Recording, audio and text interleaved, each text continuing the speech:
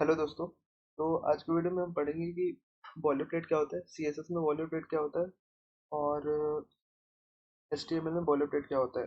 पिछले वीडियोस में हमने सीएसएस के बेसिक्स कवर किए थे, मतलब सीएसएस कितने टाइप्स के होते हैं और सीएसएस का काम क्या होता है और सीएसएस का बॉयलरप्लेट हमने देखा था। तो आज हम बॉयलरप्लेट के बारे में डिटेल में पढ़ रहे होंगे कि बॉयलरप्लेट होता क्या है और उस वो कहना क्या चाहता है, उसकी डेफिनेशन क्या है और जो उसमें एलिमेंट्स यूज होते हैं उसका मतलब क्या है। तो आज हम बॉयलर प्लेट के बारे में पढ़ेंगे दोस्तों। तो चलिए आइए शुरू करते हैं। हम अपना पिछला फोल्डर जो ये एक्स नाम का है वो खोल लेते हैं, वाला ओपन कर लेते हैं, इसको ओपन विद ये कोड कर लेते हैं। Open with code.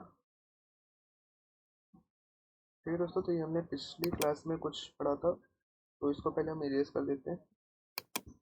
तो यह हमारा एच टी एम एल का बॉयलर प्लेट है। एच टी एम एल का बॉयलर प्लेट बनाने के लिए सिंपली हमको शिफ्ट और वन क्लिक प्रेस करना पड़ता है और एंटर मार देते हैं तो हमारा आ जाता है। और सेकंड जो मेथड था वो था H T M L collar pipe लिख देते हैं, तो ये हमारा बॉयलर प्लेट बन के तैयार हो जाता है।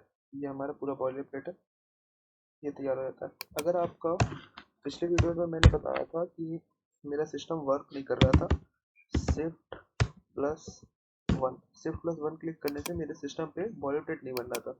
तो अगर आपके सिस्टम में भी ऐसी कोई प्रॉब्लम आ रही हो तो आप simply shift plus one press करिएगा। उसके बाद आपको कंट्रोल और स्पेस क्लिक कर देना है। क्या क्लिक करना है? C T control plus space. Control plus space जैसे ही प्रेस करेंगे और उसके बाद आप एंटर कर दीजिएगा, एंटर मार दीजिएगा तो आपका सिंपली बॉयलर प्लेट जनरेट हो जाएगा। ठीक है दोस्तों, एक बार ये प्रैक्टिकली करके देख लेते हैं। मैंने शिफ्ट और वन दबाया लेकिन मेरे सिस्टम में वर्क नहीं कर रहा है। शिफ्ट वन दबाने के बाद आप कंट्रोल और स्पेस दबाइएगा तो ये बॉयलर प्लेट का ऑप्शन शो होने लगा और एंटर प्रेस कर देना आपको, तो ये आपका सिंपली बॉयलर प्लेट जनरेट हो जाएगा। ठीक है दोस्तों, वेट करते हैं। तो अब सिंपली हम आ जाते हैं बॉयलर प्लेट पे कि बॉयलर प्लेट, ये जो एच टी एम एल का बॉयलर प्लेट है ये कहना क्या चाहता है। ये जो इतना पार्ट है इसका, इतना पार्ट है, ये कहना क्या चाहता है। तो सबसे पहले आ जाते हैं फर्स्ट लाइन में। ये फर्स्ट लाइन में doc type H T M L. Doc type H T M L का मतलब क्या होता है? इसका मतलब ये होता है कि इसको लिखने से सिंपली आपके ब्राउजर को पता चलता है कि आप एच टी एम एल का कौन से वर्जन पे आप H T M L code लिख रहे हैं।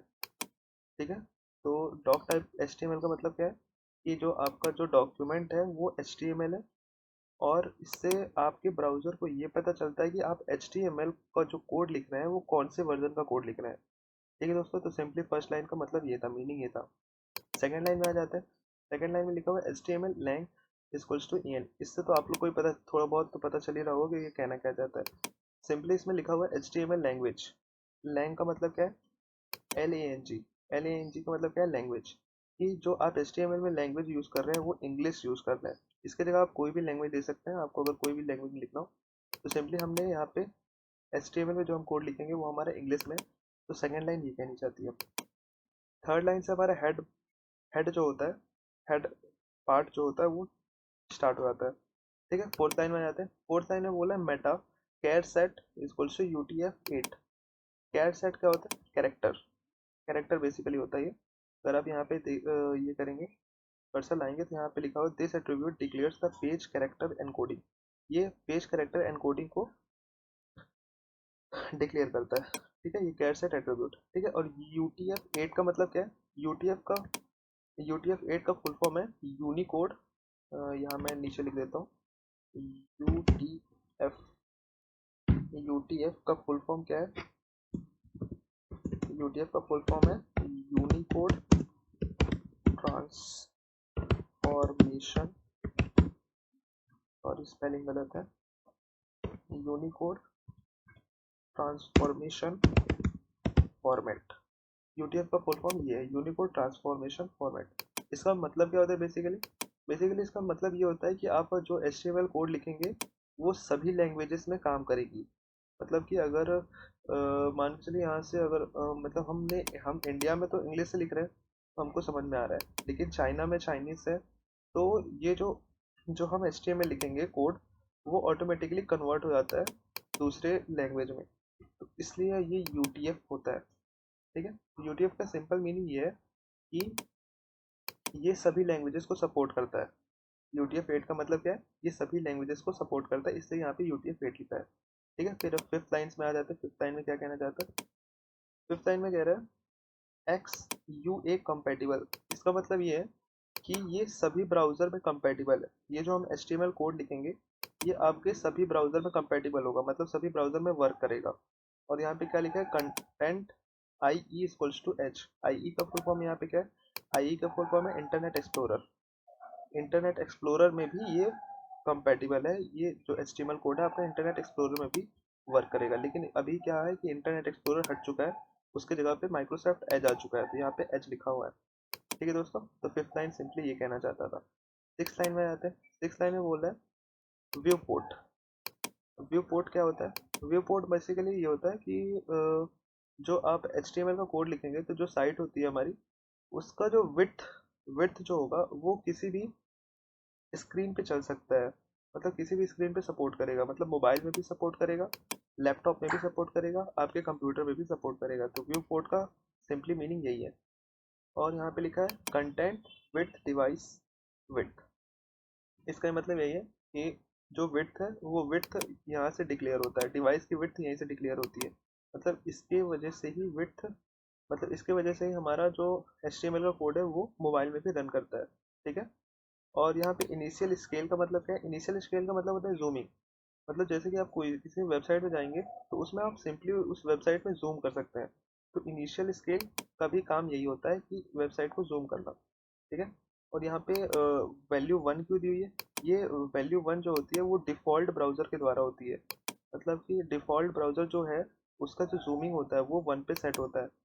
ठीक है। तो इतना समझ में आ गया होगा आपको। फिर नेक्स्ट लाइन बोला है टाइटल। टाइटल का मतलब क्या होता है? सिंपली यहाँ पे आप अपने डॉक्यूमेंट का नाम दे सकते हैं। किसी भी यहाँ पे टाइटल कोई सा भी दे सकते हैं। ठीक है। फिर नेक्स्ट लाइन क्या बोल रहा है? ये तो लिंक लिंक करने के लिए बोल रहा है। इसका मतलब है कि सिंपली आपको style dot C S S जो आपकी फाइल है उसको आप लिंक कर सकते हैं। ठीक है। और टेंथ लाइन पे हेड बॉडी यहाँ पे क्लोज हो जाता है। फिर 11th लाइन पे आता है तो यहाँ पे बॉडी। बॉडी का मतलब क्या होता है? बॉडी के अंदर जो भी आप लिखेंगे वो शो होगा। फिर यहाँ पे लास्ट में HTML क्लोज आता है। तो सिंपली ये हमारा बॉयलर प्लेट था HTML का। बहुत ही आसान था।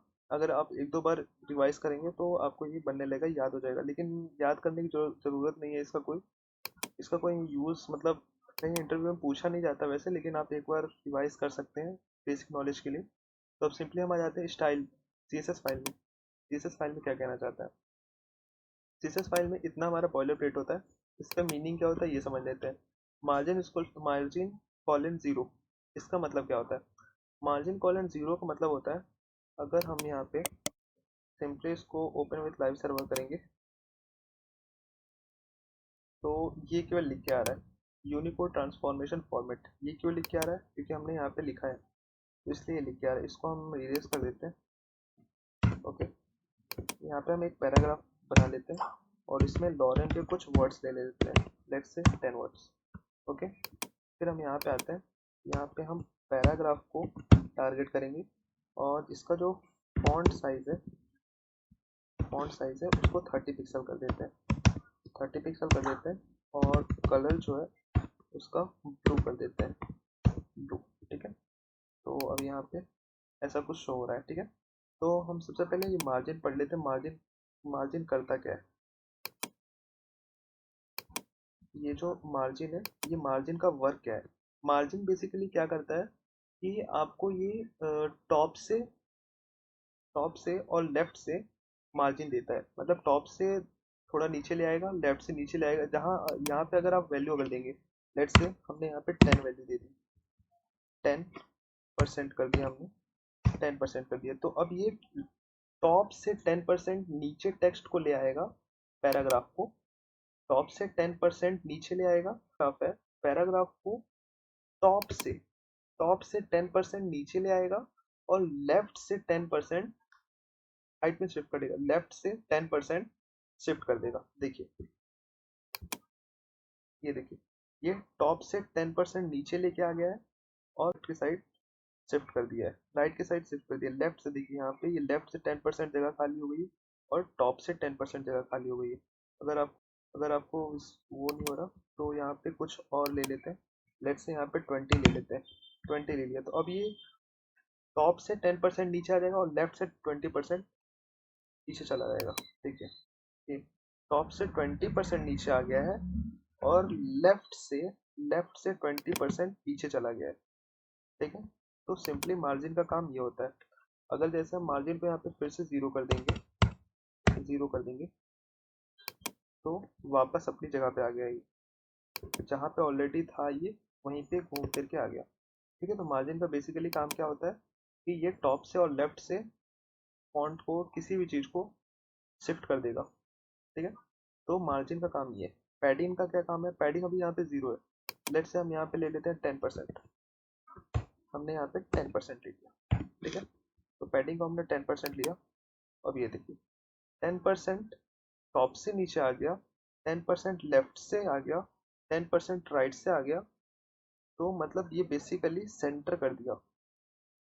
पैडिंग क्या करता है? पैडिंग सिंपली क्या करेगा, ये जो पैराग्राफ हमने लिखा है, पैराग्राफ को टॉप से 10% नीचे लेके आएगा, टॉप से लेफ्ट से 10% लेके आएगा और राइट से 10% लेके आ जाएगा। मतलब ये थ्री डायरेक्शंस को कवर करता है ये पैडिंग।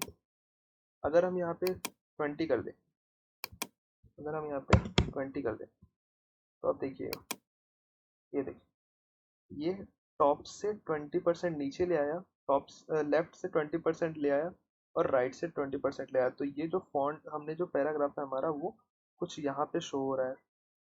तो सिंपली पैडिंग क्या करता है? पैडिंग हमारा तीन डायरेक्शंस को कवर करता है, टॉप, लेफ्ट, राइट। और मार्जिन हमारा क्या करता है? मार्जिन हमारा केवल टॉप और लेफ्ट को कवर करता है। ठीक है, तो हमको इतना समझ में आ गया होगा। और ये बॉक्स साइजिंग क्या है? बॉक्स साइजिंग हमने यहाँ पे बॉर्डर बॉक्स दिया है। बॉर्डर बॉक्स से क्या होता है? बॉर्डर बॉक्स होता क्या है? ये जो हमारा ये दिख रहा है, ये पूरी साइड का ये जो रेक्टेंगुलर फॉर्म दिख रहा है, इसको हम कहते हैं बॉर्डर। और ये बॉर्डर बॉक्स हमने लिखा है बॉक्स साइजिंग, तो मतलब हमारा जो इस बॉर्डर का जो साइज होगा, वो जो बॉक्स का साइज होगा वो बॉर्डर बॉक्सिंग है।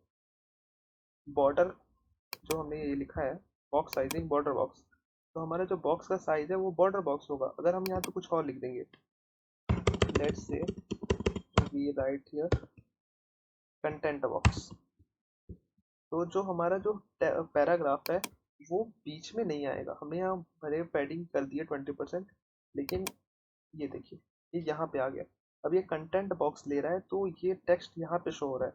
हमारा पहले टेक्स्ट यहाँ पे शो हो रहा था, बीच में कुछ लगभग लगभग बीच में शो हो रहा था, लेकिन अब ये यहाँ पे आ गया है। इस क्योंकि ये जो हमारा ये जो बॉर्डर है, जो बॉक्स साइजिंग हमने दी थी, पहले हमने बॉर्डर बॉक्स दी थी तो ये पूरा बॉर्डर को कवर कर रहा था, लेकिन अब हमने बॉर्डर बॉक्स साइजिंग जो दी है वो कंटेंट दी है, तो कंटेंट में ये बॉर्डर को कवर नहीं कर रहा है।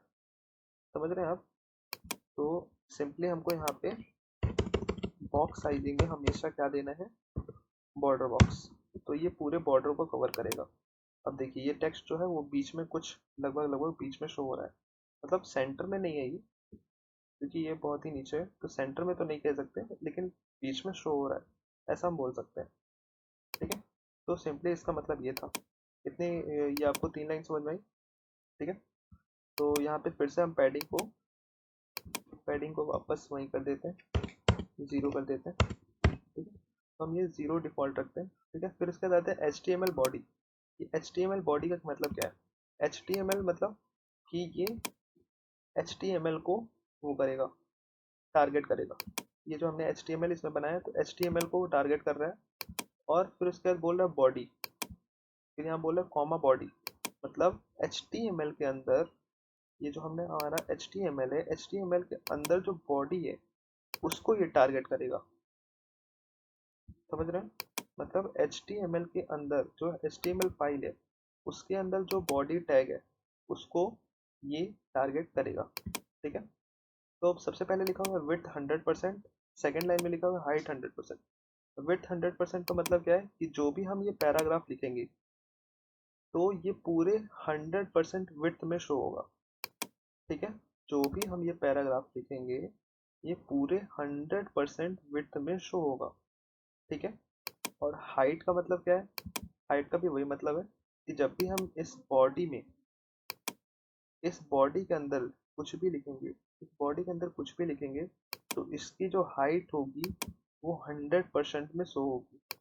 ठीक है, एग्जांपल ले लेते हैं।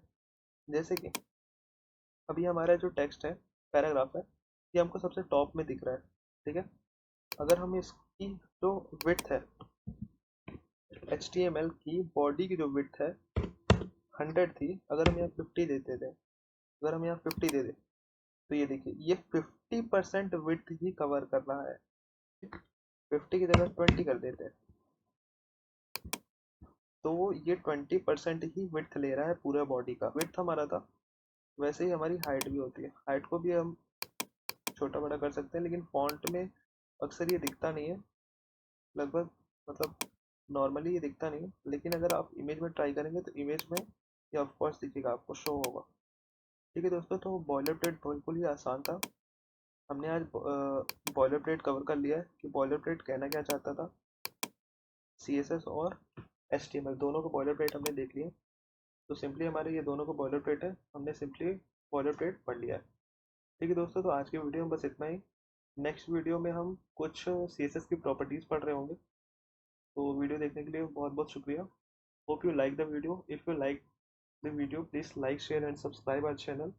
And if you have any doubt, any type of doubt, so you can ask in the comment section. Thank you guys.